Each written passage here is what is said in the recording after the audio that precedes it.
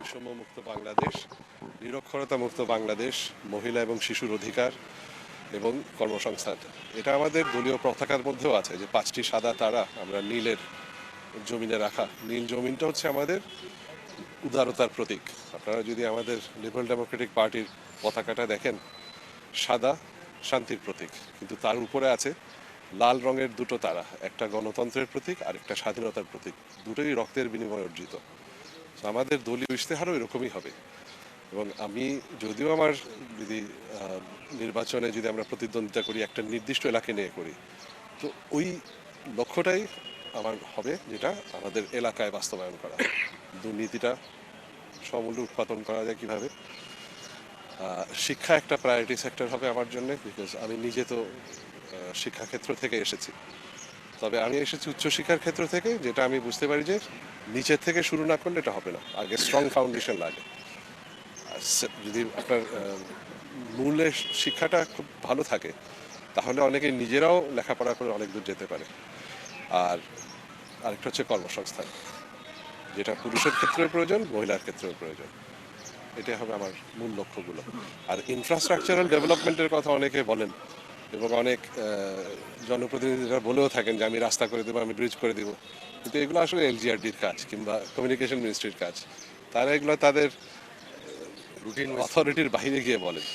এটা হ্যাঁ ঠিক আছে, জনপ্রতিনিধির কিছু ফান্ড থাকে, সেটা সে প্রায়োরিটি বেসিসে সে ডিপ্লয় করে, কিন্তু এটা এটা লিমিটেড। যদি ওই ফান্ডে যেটা করা সম্ভব হয় সেটা করা যাবে। আর এর বাইরে মূল যেটা লক্ষ্য হবে একটা প্রাথমিক শিক্ষা, কর্মসংস্থান আর দুর্নীতি। দুর্নীতিটা মানে এটা নাম্বার ওয়ান প্রায়োরিটি, কারণ ওই সিস্টেমটা না থাকলে কোনো কিছুই কাজ করে না, রাইট? আর আরেকটা বড় সমস্যা আছে প্রকট, যেটা আমাদের দেশে চাকরি নিতে গেলে সব জায়গায় ঘুষ দিতে হয়। এটা যে কোনোভাবে বন্ধ করতে হবে। সবচেয়ে বড় চ্যালেঞ্জটা হচ্ছে আমার বাবার সুনামটা ধরে রাখতে পারা। এটা উনি একটা অনেক বড় মানদণ্ড আমার সামনে রেখে গেছেন। উনি ওনার সারা বাংলাদেশে একটা সুনাম আছে, দুর্নীতি ওনাকে কখনো স্পর্শ করেনি। আওয়ামী লীগ শাসন আমলে ওনার বিরুদ্ধে বিশেষ করে 2014 সালের নির্বাচনে ওনাদেরকে আনার জন্যে দুদক থেকে শুরু করে বাংলাদেশের যাবতীয় গোয়েন্দা সংস্থা ওনার পিছনে লাগিয়ে দেওয়া হয়েছিল, যে যে কোনোভাবে একটা কিছু প্রমাণ করো, তাহলে তাকে আমাদের আয়ত্তে আনা যাবে। অত কিছুর পরেও ওনাকে আয়ত্তে আনা যায়নি।